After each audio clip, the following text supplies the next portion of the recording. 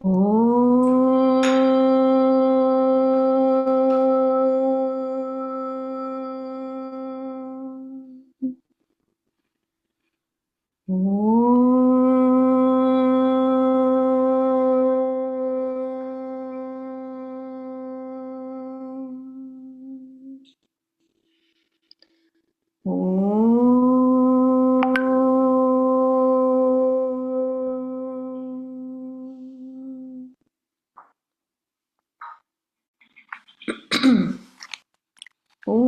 गणानां त्वा गणपतिगं हवामहे कविं कवीनामुपमश्रवस्तमम् ज्येष्ठराजं ब्रह्मणां ब्रह्मणस्पत नः शृण्वन्नोतिभिः सीदसादनम् महागणपतये नमः।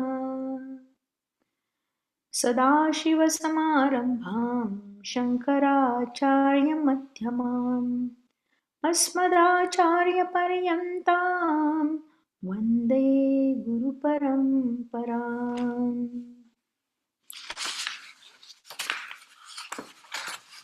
ॐ भद्रं कर्णेभिः शृणुयाम देवाः भद्रं पश्येमाक्षभिर्यजत्राः स्थिरैरङ्गैस्तुष्टुवांसस्तनुभिः व्यशेम देवहितं यदायुः स्वस्ति न इन्द्रो वृद्धश्रवाः स्वस्ति नः पूषा विश्ववेदाः स्वस्ति नस्तार्क्ष्यो अरिष्टनेमिः स्वस्ति नो बृहस्पतिर्दधातु।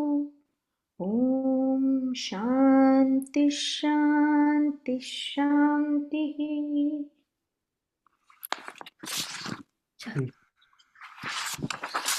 नमस्कार मंडळी, आपण आपल्या प्रश्नोपनिषदामध्ये आहोत.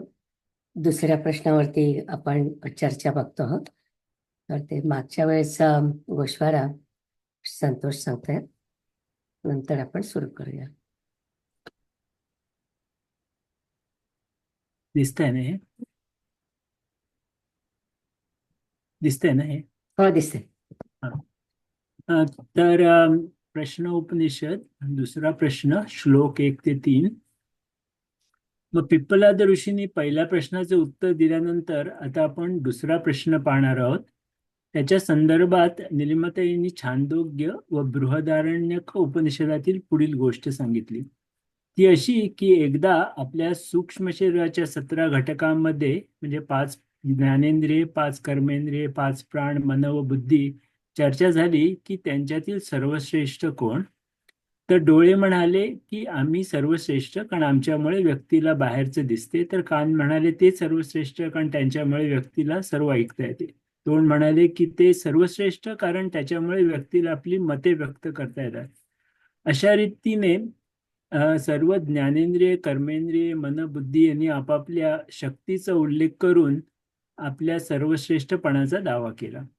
शेवटी प्राण म्हणजे पंचप्राण त्यांना म्हणाला की तोच सर्वश्रेष्ठ, कारण त्याच्याशिवाय बाकीच्यांना अस्तित्वच नसेल.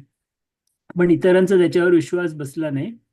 मग आपले विधान पटवून देण्यासाठी प्राण शरीरातून बाहेर जायचा प्रयत्न करू लागला.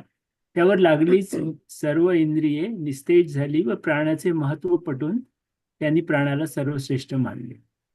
त्या गोष्टी म्हणजे साधारण या उपनिषदातला हा प्रश्न त्याचाच आहे.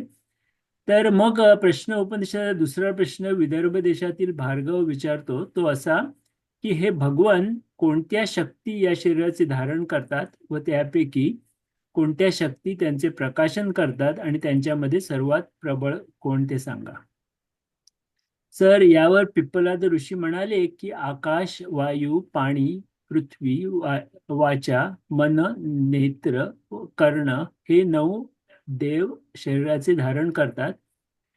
ते या शरीराला प्रकाशित करतात, म्हणजेच शरीराला कार्यान्वित करतात. ते सर्व अभिमानाने म्हणतात की या शरीराला आम्हीच आश्रय देतो आणि धारण करतो. आपल्या शरीरात आत्मा व अनात्मा असतात. अनात्मा म्हणजे जे काही आत्मा नाही ते. आत्मा आपण आधी पाहिल्याप्रमाणे काहीच करत नाही, तो अकर्ता निर्विकार आहे. पण अनात्मा आत्म्याच्या साहित्याशिवाय काहीच करू शकत नाही. आपल्या शरीरात सूक्ष्म, स्थूल व कारण शरीर असतात. कारण शरीर पापपुण्याचा हिशेब ठेवतं. सूक्ष्म शरीराचे आधी पाहिल्याप्रमाणे 17 भाग असतात. या श्लोकात पंचमहाभूतांचा उल्लेख आहे. आपले शरीर त्याच्यापासूनच तयार होते. आपल्या पोटातील जागेला आकाश म्हणतात. आपण श्वास घेतो त्याला वायू म्हणतात. आपल्या शरीराचे साधारण 60% पाणी असते. आपल्या शरीराचे तापमान, पोटातील जठराग्नी हे अग्नीचे रूप आहे. शरीराच्या स्थूल भागाला पृथ्वी रूप समजतात. याप्रमाणे ही पंचमहाभूते आपल्या शरीरात असतात. ते सर्व म्हणतात की आम्हीच या शरीराला आश्रय देतो. पिप्पलाद ऋषी पुढे सांगतात की वरील सांगितलेल्या 9 देवाहून श्रेष्ठ असलेला प्राण त्यांना म्हणतो की असे मूढ होऊ नका.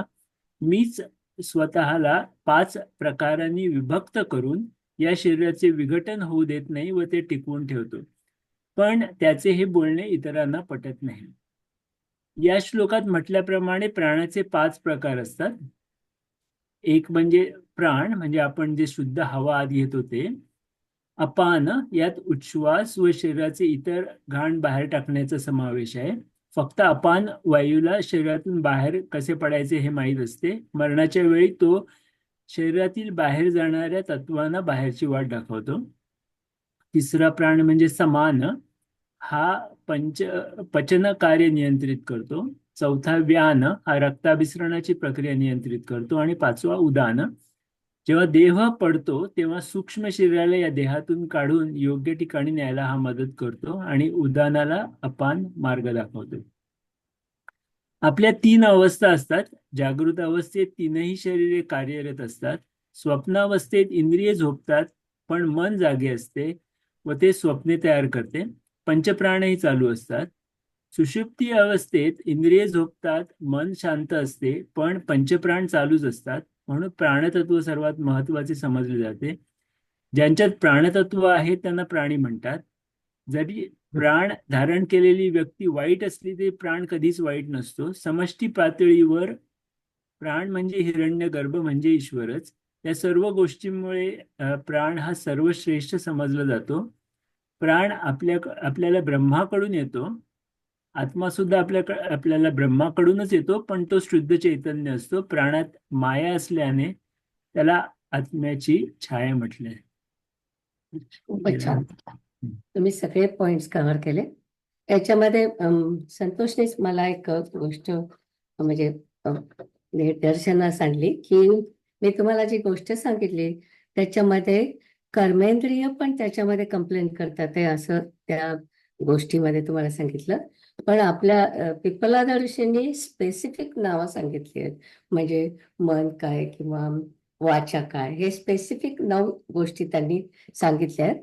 तर असं उपनिषदामध्ये काही ठिकाणी असं होतं की ज्यांचा रेफरन्स असेल ना त्याच्याप्रमाणे ते आपला त्याचा संदर्भ घेतात. आम्ही संतोषला तेच सांगितलं की उदाहरणार्थ अंतःकरण म्हणजे 4 गोष्टी असतात त्याच्यामध्ये. पण खूपदा असं होतं की मन जे आहे त्याला सुद्धा काही उपनिषदामध्ये अंतःकरण म्हणतात. तर त्यांचा जो काय रेफरन्स असेल त्याच्याप्रमाणे ते म्हणजे तो अर्थ त्याच्यातून काढतात. तर तुम्हाला असं वाटेल की 2 गोष्टींमध्ये फरक आहे. फरक आहे, पण म्हणजे पिप्पलाद ऋषींना असं वाटलं असेल की जे कर्मेंद्रिय आहे त्याचा त्यांनी इथे काही उल्लेख केलेला नाहीये.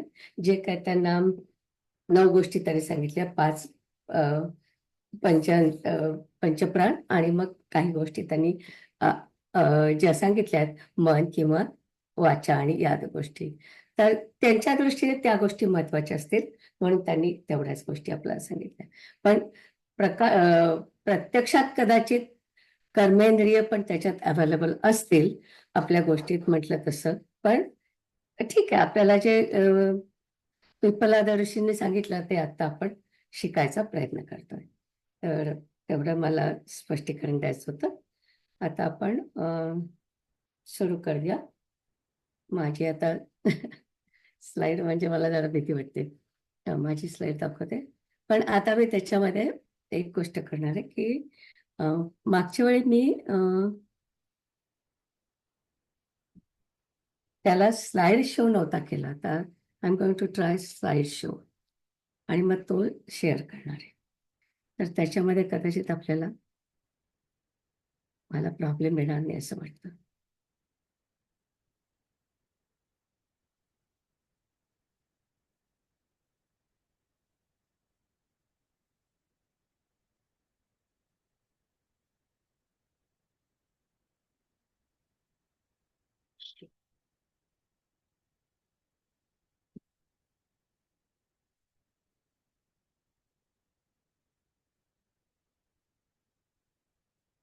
आता मला दोन्ही दिसतंय. गुड. आणि मी हा सगळे चेहरे खाली घेते.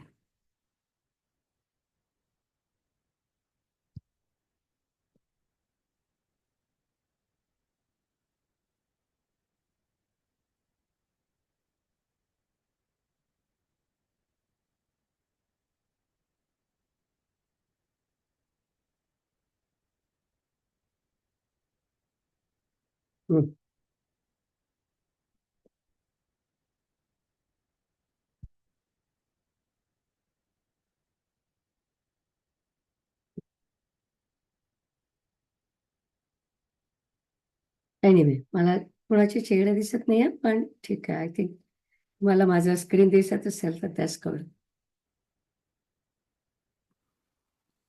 माधवी दिसतंय? दिसतंय स्क्रीन दिसतोय. स्क्रीन दिसताना कळ. याच्यात मी थोडेसे महत्वाच्या गोष्टी लिहून ठेवल्या पहिल्या पानावरती, की जे प्रश्न विचारणार आहेत. तर सुकेशा, सत्यकाम, सूर्यायण, अश्वलायन, भार्गव आणि कबंदी. कबंदीचा आपण पहिला प्रश्न पाहिला होता. आता भार्गव हा आपल्याला दुसरा प्रश्न विचारतोय, म्हणून मी ती नावं पण तिथे ठेवली. आणि दुसरी महत्वाची गोष्ट म्हणजे प्राण जो आपला आहे त्याचं समष्टी लेवलवर जर का आपण पाहिलं तर त्याला आपण हिरण्यगर्भ म्हणतो. आणि हिरण्यगर्भ म्हणजे तुम्हाला माहिती आहे की ब्रह्माचं सगळं नॉलेज आहे त्याला आपण हिरण्यगर्भ म्हणतो. आणि त्यालाच आपण ईश्वर तत्व असं म्हणतो. तर ऍक्च्युअली प्राण जो आहे तो प्राण सुद्धा हिरण्यगर्भ असाच समजला जातो. आणि नंतर प्राणाचे जे प्रकार आहेत ते मी इथे लिहून ठेवलेले आहेत. आत्ताच संतोषने सांगितले तसं प्राण, अपान, उदान, समान आणि व्यान अशी 5 प्रकार आहेत. आणि त्याचं महत्व पण मी इथे लिहून ठेवलंय. ही स्लाइड मी दरवेळी ठेवणार आहे. जोपर्यंत आपण प्रश्न 2 आणि प्रश्न 3 करतोय तोपर्यंत ही स्लाइड मी ठेवणार आहे.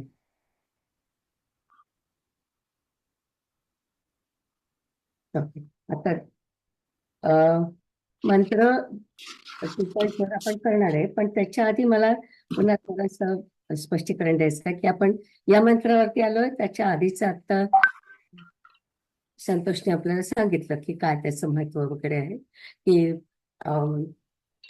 प्राणाला वाटतं की स्वतःचं खूप महत्व आहे. आणि मंत्र 2 आणि 3 आपण बघितलेले होते.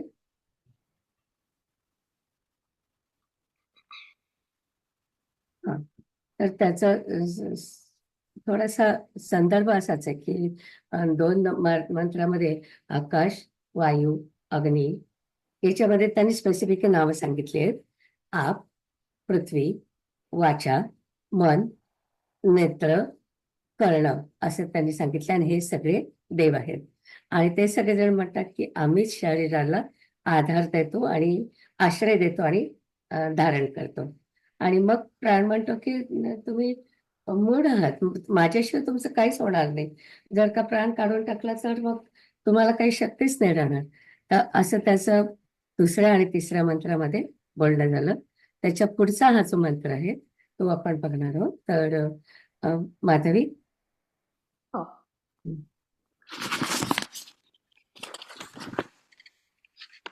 सोऽभिमानादूर्ध्वमुत्क्रामत इव तस्मिन्नुत्क्रामत्यथे इतरे सर्व एवोत्क्रामन्ते तस्मिंश्च प्रतिष्ठमाने सर्व एव प्रतिष्ठन्ते तद्यथा मक्षिका मधुकरराजामनुत्क्रामन्तं सर्व एवोत्क्रमन्ते तस्मिंश्च प्रतिष्ठमाने सर्व एव प्रातिष्ठन्त एवं वाङ्मनश्चक्षुश्रोत्रं च ते प्रीताः प्राणं स्तुन्वन्ति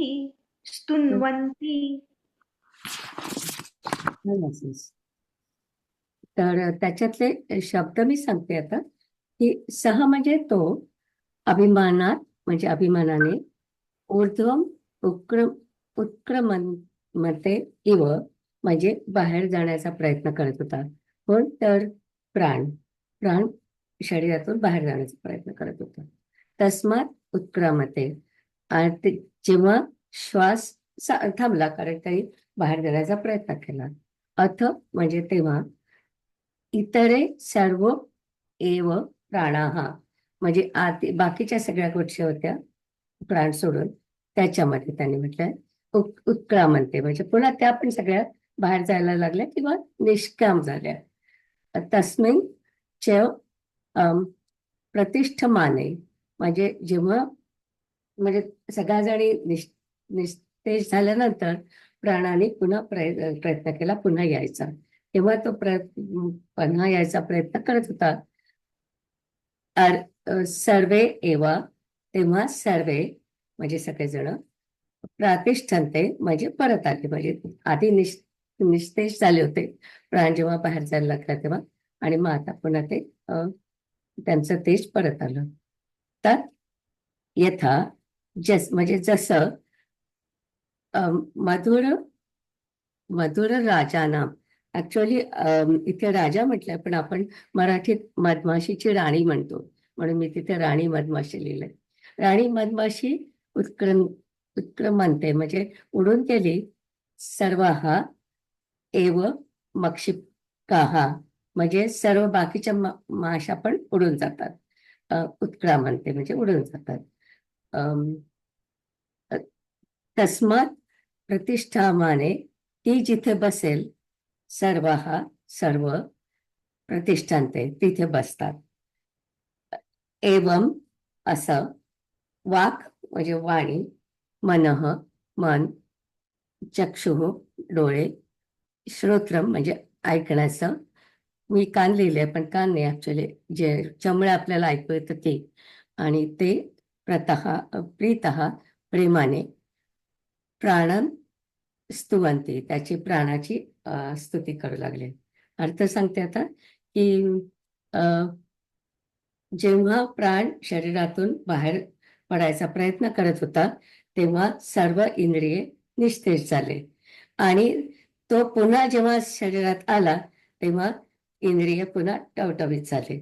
ज्याप्रमाणे मधमाशी उडून, समजा मधमाशीची राणी उडून गेली तर तिच्या मागे सगळ्या माशा पण जातात, आणि ती जिथे बसेल तिथेच त्या सगळ्या माशा पुन्हा बसतात, असं त्यांनी कल्पना घेतलेली आहे.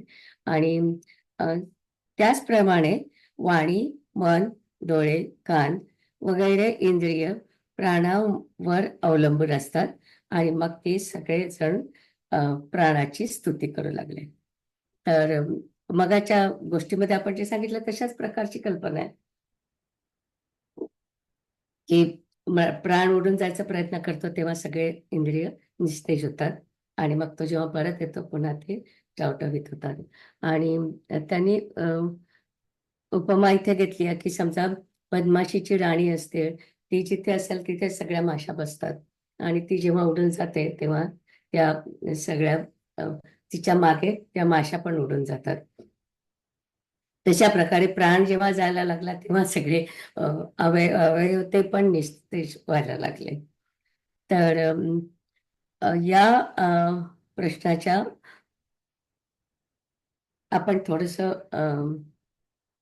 सविस्तर बघणार आहोत, की प्राण जेव्हा शरीरातून जायला लागला होता तेव्हा इंद्रियांच्या तोंडाचं पाणी पळालं होतं, आणि सगळे इंद्रिय एकदम निस्तेज व्हायला लागले होते. ते सगळेजण हृदयाकडे गेले, हे शंकराचार्यांनी ऍड केलेलं आहे. आणि तिथे कुठे जायचं ते प्राण ठरवतो, आणि आपलं हृदय म्हणजे काय, हे इंटरनॅशनल म्हणा किंवा इंटर आपले लोक म्हणतो ना, ते इंटरलोक असं एअरपोर्ट आहे असं मला वाटतं. कारण जेव्हा काही आपल्या शरीरातून बाहेर जायचा प्रयत्न करतात, तर तेव्हा सगळे आपले इंद्रिय आपल्या हृदयाकडे जातात, अशी आपल्या वेदामध्ये कल्पना आहे. तर ती सगळी इंद्रिय आपल्या हृदयाकडे जातात आणि तो इंद्रियांचा ढीग पाहून प्राण म्हणतो की अ, आता तरी त्यांना माझं महत्व कळलं असेल. आणि जशा मधमाशा राणी माशी असेल तिच्याच मागे धावतात, तसं प्राण जर का शरीरातून गेला तर हे जे सगळे अवयव आहेत त्यांच्यातलाही प्राण निघून जातो, असं अ, प्राणाला सगळ्यांना समजावून द्यायचं होतं. आणि असं समजल्यानंतर ते सगळेजण त्याची स्तुती करू लागले. आता या मंत्रामध्ये प्राण्याच्या शक्तीचं कौतुक केलेलं आहे. तर प्राणाने आता सगळ्यांना दहशत घालून दिली आहे की तुम्ही सगळेजण माझ्यावर अवलंबून आहात. तर आता हे सगळं महत्व लक्षात ठेवा. आणि तो परत फरला तर ते सगळे पुन्हा परत फरले. म्हणून आपल्या उपनिषदामध्ये किंवा आपल्या वेदामध्ये प्राणाला हा जो मुख्य प्राण आहे ज्याच्यामुळे आपण श्वास घेतो, त्या मुख्य प्राणाला ज्येष्ठ प्राण म्हणतात किंवा वरिष्ठ प्राण म्हणतात. एक शब्द लक्षात ठेवायचा.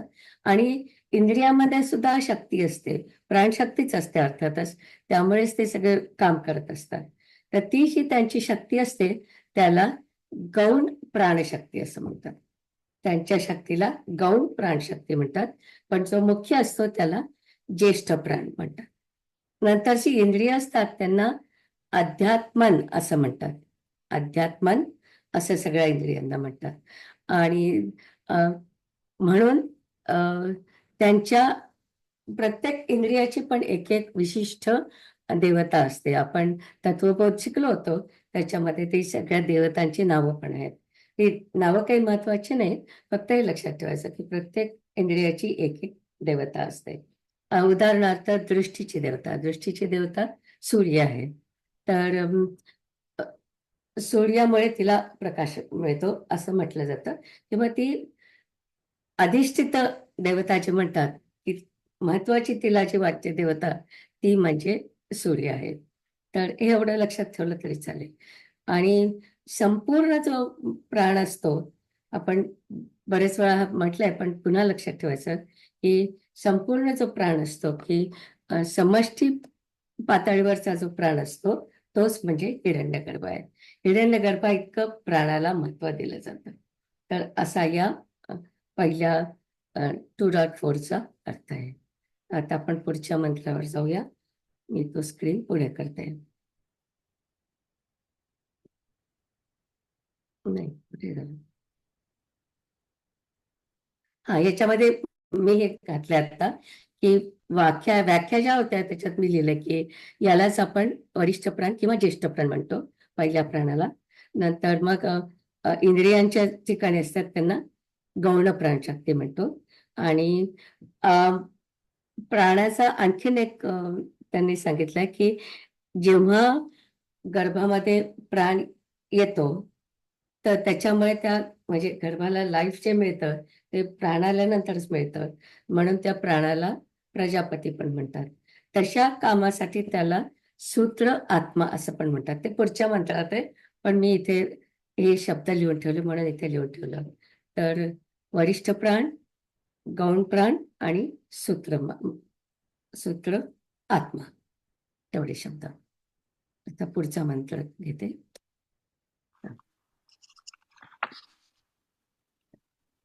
वाचू. हो, वाच. एषोऽग्निस्तपत्येष सूर्य एष पर्जन्यो मघवानेष वायुः एष पृथिवी रयिदेव सदसच्चामृतं च यत्. वाचलंस. तर शब्द सांगते. एषः अग्निः, तो अग्नी, तो काय करतो? तपतो म्हणजे जाळतो किंवा जळतो. आणि एषः सूर्य म्हणजे तो सूर्य प्रकाशतो. एषः पर्जन्य, पर्जन्यामुळे पाऊस पडतो. मघवान, मघवान म्हणजे इंद्ररूप. इंद्ररूप काय असतं तर म्हणजे प्रजापालन जे करतो इंद्र, तशा प्रकारे प्रजापालन करतो. एषः वायुः, वायुरूपाने वाहतो. एषः देवः, हे सगळे देव आहेत. पृथ्वी म्हणजे पृथ्वी. रईः, रई आणि प्राण आठवत असेल तुम्हाला, तर रई आहे. सत असत च, त्याचे मूर्त आणि अमूर्त जसं रूप असतं, तर अमृतम च म्हणजे ते सगळं अमृत आहे. तर अर्थ त्याचा असा आहे की हा प्राण अग्निरूपाने जाळतो, सूर्य रूपाने प्रकाशतो, पर्जन्य रूपाने वर्षाव करतो, इंद्र रूपाने प्रजापालन करतो आणि वायू रूपाने वाहतो. हाच पृथ्वी आहे, चंद्र आहे आणि सर्व देवतांचा देव हाच आहे. सर्व मूर्त आणि अमूर्त सर्व हाच असून अमृत तोच आहे, असा त्या मंत्राचा अर्थ आहे. आता आपण स्पष्टीकरण बघूया.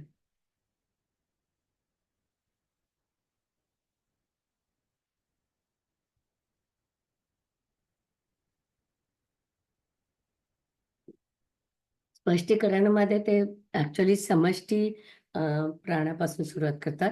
समष्टी लेवलवरती आपण त्याला हिरण्यगर्भ म्हणतो आणि तोच विराट रूप आहे. त्यातून सर्व देवता बाहेर येतात. आपण सुरुवातीला पाहिलं होतं ब्रह्म, विष्णू आणि ब्रह्म, विष्णू, महेश हे तिघ जण त्याच्यातूनच बाहेर येतात हिरण्यगर्भामध्ये. आणि त्याच्यामधूनच अग्नीला, अग्निरूपाला अग्नीचं जे तेज असतं ते त्याला मिळतं.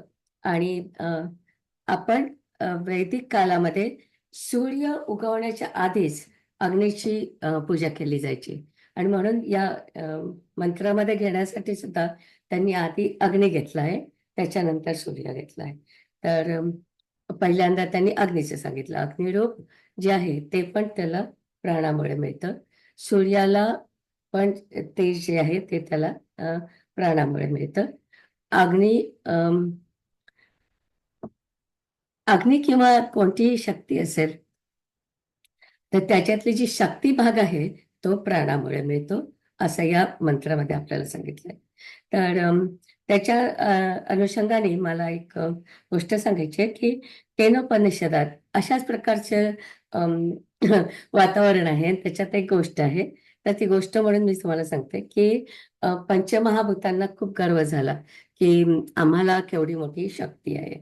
आणि तेव्हा ईश्वराने यक्षरूप घेतलं आणि त्या या सगळ्यांची परीक्षा घ्यायचं ठरवलं.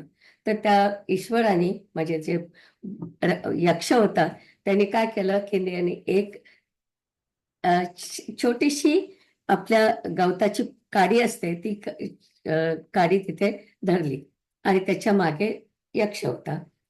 तर त्याने ती काडी धरली आणि त्याने अग्नीला म्हटलं की तू ही आता जाळून टाकव. तर जाळायचा प्रयत्न केला अग्नीने, पण त्याला काही जाळता आले नाही. नंतर वायूला सांगितलं की ती उडवून दाखव मला, कशी उडवतो ते मी बघतो. पण त्याला पण ती उडवता आली नाही, कारण ईश्वराने त्यांच्या सगळ्या शक्ती काढून घेतलेल्या होत्या. जेव्हा त्यांना हे कळलं की अरे ह्या ज्या सगळ्या शक्ती येतात ते आपल्याला ईश्वराने दिल्या म्हणून असतात, मग ते त्याला शरण जातात.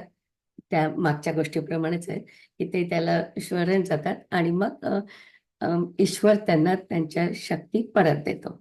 आता तात्पर्य असं आहे की अग्नीचं जे अग्निपण आहे ते ईश्वरामुळे मिळतं आणि ईश्वराने जेव्हा त्यांचा गर्व भंग केला तेव्हा त्यांना कळलं की आपल्यामध्ये ज्या ज्या शक्ती आहेत त्या ईश्वरामुळे आहेत. तर आपल्या शरीरामध्ये मन असतं आणि मनाला इंद्र पण म्हणतात. तर मनाची जी शक्ती आहे ती पण ईश्वराने दिलेली असते. तर आपण जेव्हा म्हणतो की अद्वैत आणि ब्रह्म सगळीकडे आहे, तर असं सगळं पाहिलं की आपल्या लक्षात येतं की जर का सगळ्याच शक्ती या हिरण्यगर्भातून आल्या म्हणजे ब्रह्माकडूनच आलेल्या आहेत, याचा अर्थ आपल्या ज्या काय म्हणजे जगात जेवढं काय आहे ते सगळं ब्रह्मामुळेच आहे. अग्नी, पाऊस, सूर्य यांच्या सगळ्या ज्या शक्ती आहेत त्या सगळ्या अम, अ, ईश्वराकडूनच आलेल्या आहेत. म्हणजे हा ईश्वर किंवा ब्रह्म एकच आहे आणि त्याच्यापासूनच सगळ्यांना शक्ती मिळते. असा त्याचा या मंत्राचा अर्थ किंवा तात्पर्य असं आहे. आता इथेच मला अ,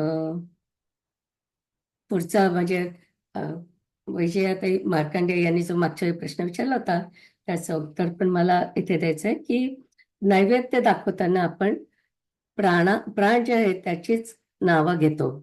आणि आपण का ती नावं घेतो? कारण तो सगळ्यात आता तुम्ही या मंत्रावरून तुमच्या लक्षात आलं असेल की सगळ्याला शक्ती त्याच्याचमुळे मिळते. म्हणून आपण जेव्हा नैवेद्य दाखवतो तेव्हा प्रत्येक देवाचं नाव न घेता आपण प्राणाला नैवेद्य दाखवतो. ओम प्राणाय स्वाहा, ओम अपानाय स्वाहा, ओम समानाय स्वाहा, ओम उदानाय स्वाहा, ओम व्यायान स्वाहा, नैवेद्यम समर्पयामी असं आपण म्हणतो. स्वाहा इथे जे म्हटलंय त्याचा अर्थ स्वाहाचे 3-4 अर्थ आहेत. एक अर्थ आहे म्हणजे ती स्वाहा ही इंद्राची बहीण होती, एक अर्थ आहे. दुसरा अर्थ स्वाहा म्हणजे मी सगळं समर्पण करतोय. पण इथे त्यांनी असं सांगितलंय अर्थ की स्वाहा म्हणजे स्व प्लस आ, स्व म्हणजे आत्म आणि हा म्हणजे समर्पण करतो. बेसिकली मी सगळं तुला समर्पण करतोय. माझा इगो बाजूला ठेवून मी तुला सगळं समर्पण करतोय असा इथे अर्थ घेतला जातो.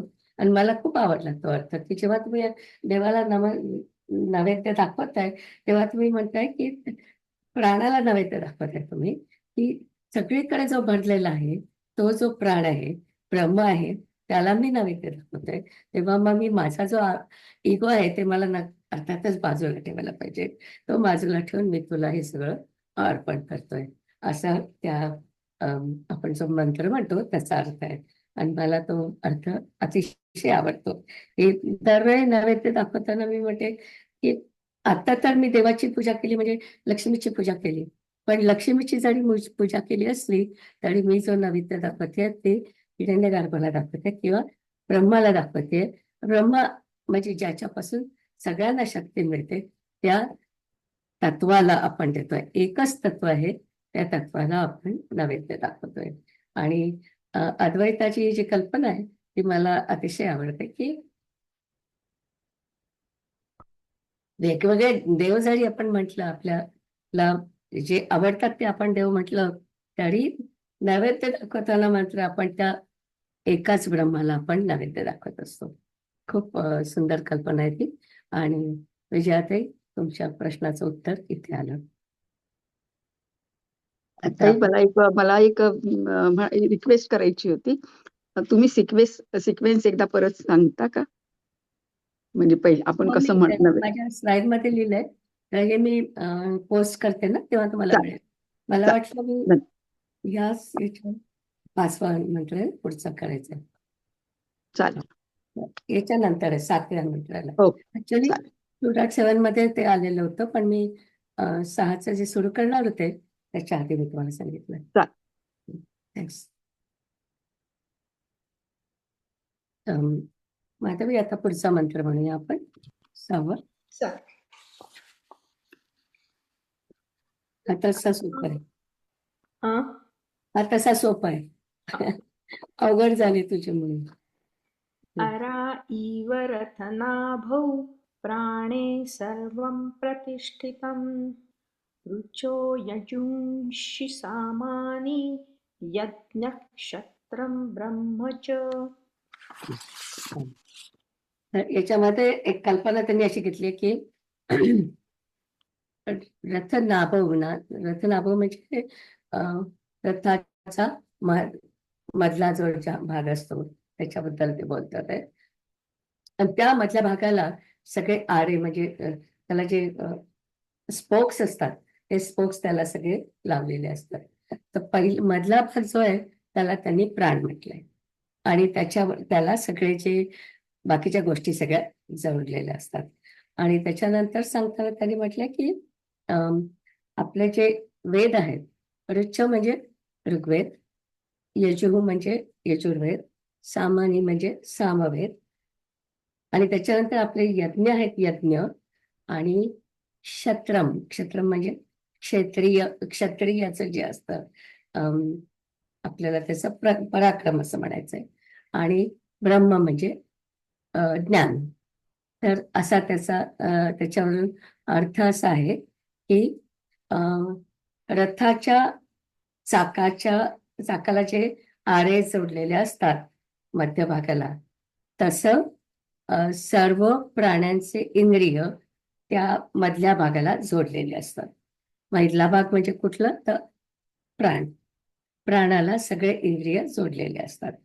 आणि त्याच्यानंतर आपले जे 3 वेद आहेत, ऋग्वेद, यजुर्वेद आणि सामवेद, त्यांच्यातले जे मंत्र आहेत, वेदातले जे मंत्र आहेत ते मंत्र, आणि आपण जे काय यज्ञ करतो ते, आणि क्षत्रियाचं क्षत्रियत्व म्हणजे त्याचा जो काही पराक्रम असेल तो, आणि ब्रह्मणत्व म्हणजे ब्रह्म, आपलं जे ज्ञान आहे ते ज्ञान, हे सगळं त्या प्राणाच्या आधारानेच वावरत असतं, असा या मंत्राचा अर्थ आहे. आता आपण त्याचं स्पष्टीकरण बघू.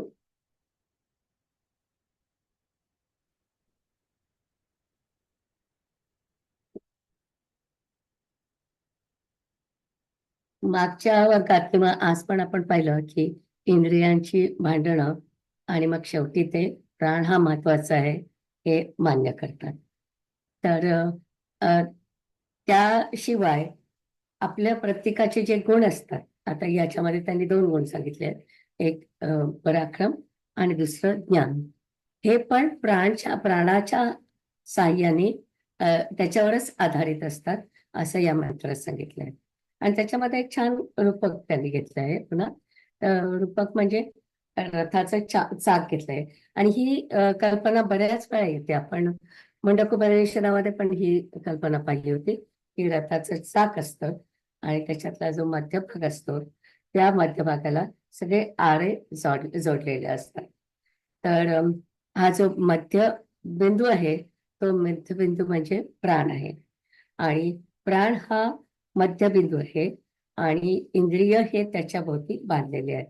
ही इंद्रिय प्राणाशिवाय पुढे जाऊ शकत नाही, आणि त्यांचं जे चलन असतं ते सगळं, किंवा त्यांचे गुण असतात ते सगळे या केंद्र बिंदूमध्ये भरलेले असतात. तर प्राणाची जी शक्ती आहे ती शक्ती सगळीकडे असते. म्हणून शेवटचं जे आहे ना, की सर्वं प्राणे प्रतिष्ठती, ते जे म्हटलंय की सर्वांमधली जी शक्ती आहे ती सगळी म्हणजे प्राण आहे. आणि महत्वाचं आहे ते की सर्वं प्राणे प्रतिष्ठती. तर म्हटलं काम करून घेते. सर्वं प्रतिष्ठतम. विचारा चुकीचं म्हटलं. एनिवे, तर असा या मंत्राचा अर्थ आहे. पण एक प्रश्न येतो की आपण अथर्व वेदातला मंत्र बघतोय, आणि इथे आपल्याला वेद किती सांगितले? 3 वेद सांगितले, ऋग्वेद, यजुर्वेद आणि सामवेद. मग आपल्याला 3च वेद का बरं सांगितले? कारण आपल्या वेदामध्ये जेव्हा जेव्हा ते वेद म्हणत असतात तेव्हा ते त्रिवेद म्हणतात. त्रिवेद म्हणजे 3च वेदांचे नावं घेतात ते, ऋग्वेद, यजुर्वेद आणि सामवेद. आणि मग जर 3च वेद आहे तर मग अथर्ववेदाचं काय काम आहे, असा आपल्या मनात प्रश्न येतो. तर त्या प्रश्नाचं उत्तर जेव्हा तुम्ही एखादा यज्ञ बघता तेव्हा तुम्हाला त्या प्रश्नाचं उत्तर मिळू शकतं. कारण अथर्व वेदाला ब्रह्म म्हणतात. ब्रह्म अशासाठी म्हणतात की जे लोक अथर्व वेदाचा अभ्यास करतात, अथर्व वेदातल्या पूर्ण अभ्यास करतात, आपण फक्त एकच उपनिषद शिकतोय, जेव्हा ते अथर्व वेदाचा पूर्ण अभ्यास करतात तेव्हा ते आधीचे 3 वेद पण शिकलेले असतात. आणि म्हणून हा जो अथर्व वेद आहे त्याला ब्रह्म असं म्हणतात. आणि जेव्हा वेद होत असतात तेव्हा ते प्रत्येक मंत्र, म्हणजे ऋग्वेद आधी म्हणतात, मग यजुर्वेद म्हणतात, मग सामवेद, त्याच्यातले सगळे मंत्र म्हणतात. पण जो त्याचा मुख्य लीडर जो असतो तो अथर्ववेद सुद्धा शिकलेले व्यक्ती असते. तर असं त्या अथर्ववेदाला लीडर सारखं महत्व आहे. म्हणून आपण जे म्हणतो की जरी या म्हणजे जेव्हा आपण लिहित नाही अथर्ववेद सगळीकडे आपण त्रिवेदच म्हणतो.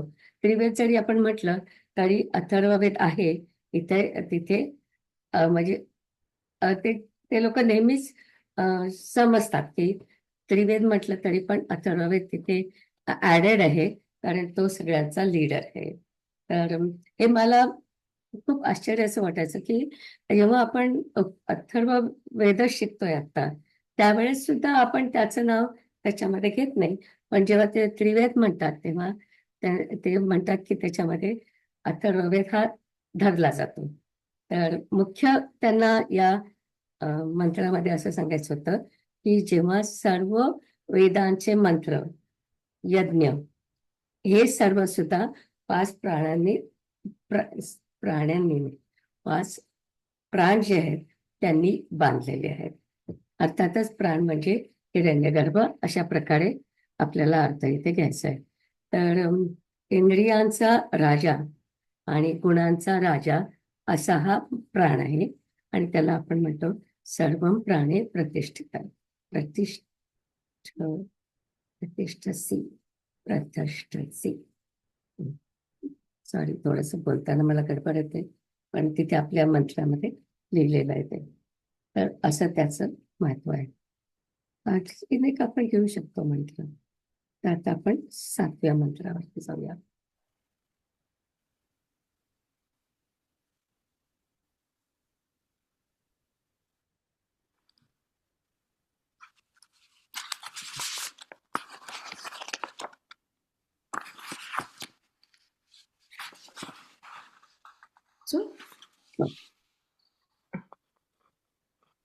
प्रजापतिश्चरसि गर्भे त्वमेव प्रतिजायसे तुभ्यं प्राणप्रजास्त्विमा बलिं हरन्ति यः प्राणैः प्रतितिष्ठसि.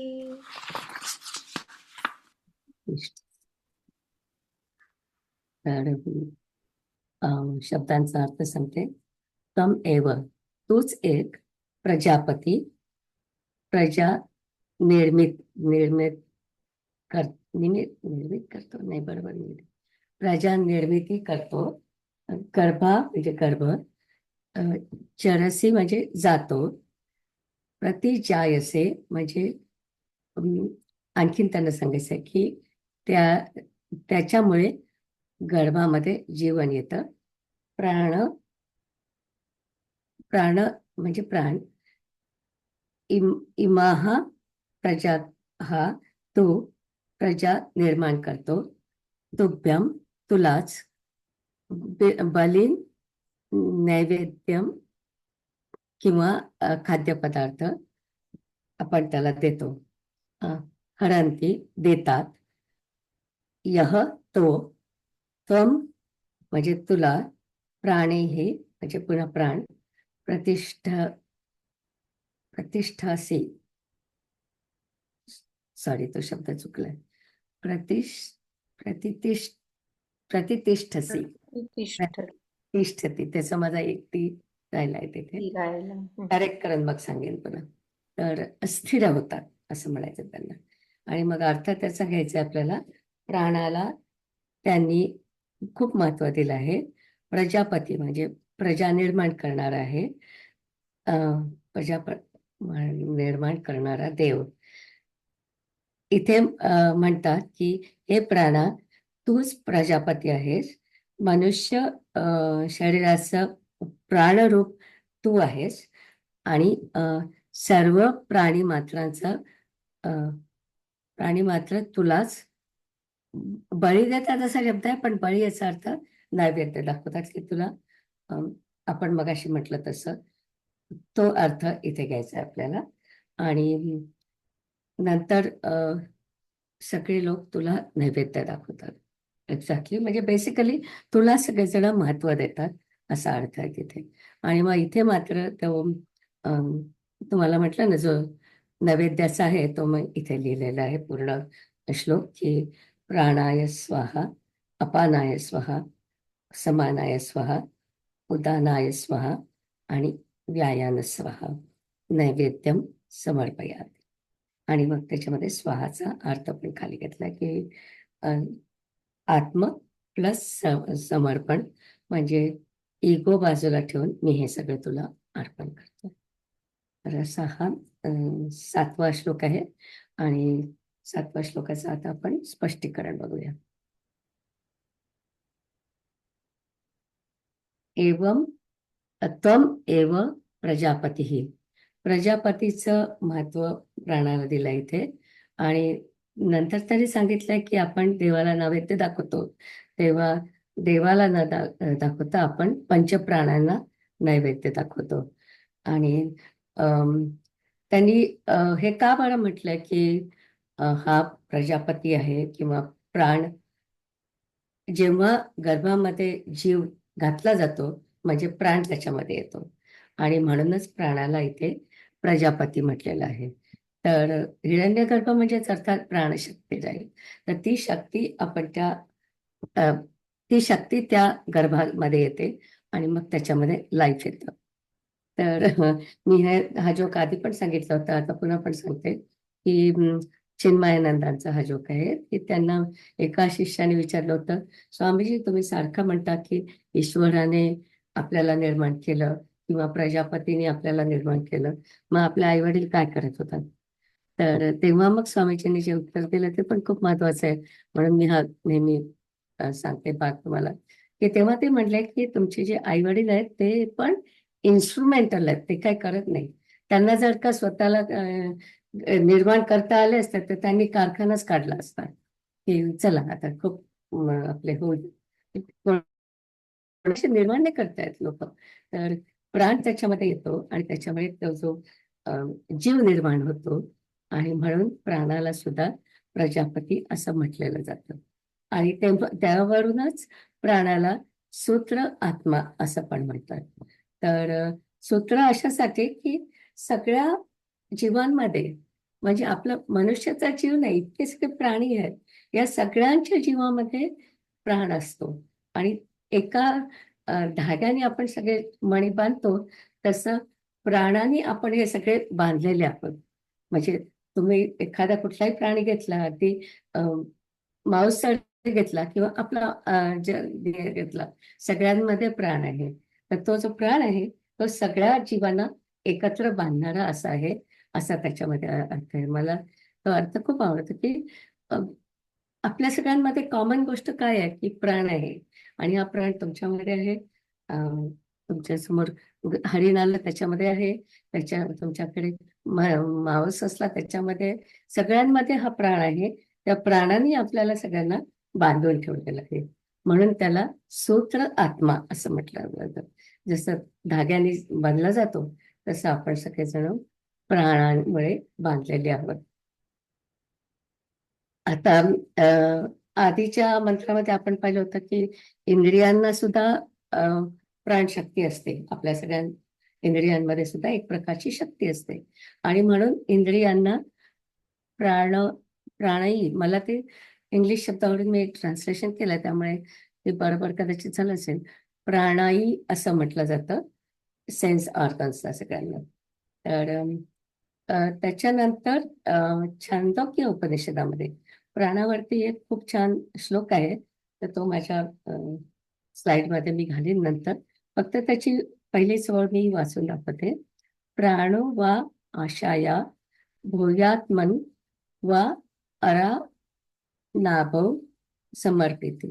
म्हणजे प्राणाची शक्ती खूप आहे. तुमच्या शरीरात जसा प्राण आहे तसाच तुमच्या आईवडिलांमध्ये प्राण आहे. आणि फक्त मनुष्य प्राण्यामध्येच नाही, तर सगळ्या प्राण्यांमध्ये प्राण ही सगळ्यात महत्वाची गोष्ट आहे. आणि त्याच्यामुळेच सगळ्यांना शक्ती मिळते. आणि ही जी शक्ती मिळते ती आपल्याला हिरण्यगर्भापासून मिळते किंवा ब्रह्मापासून मिळते.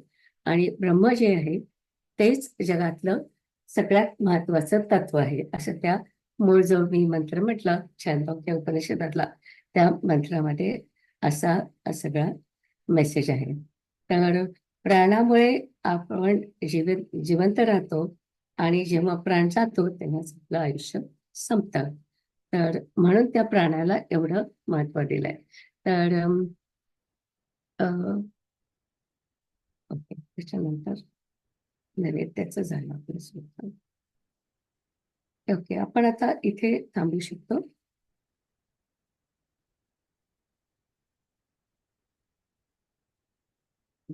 आता मला सगळ्याची चेहरे दिसतात. थांबूया आपण इथे. ॐ पूर्णमदः पूर्णमिदं पूर्णात् पूर्णमुदच्यते पूर्णस्य पूर्णमादाय पूर्णमेवावशिष्यते. ॐ शान्ति शान्ति शान्तिः.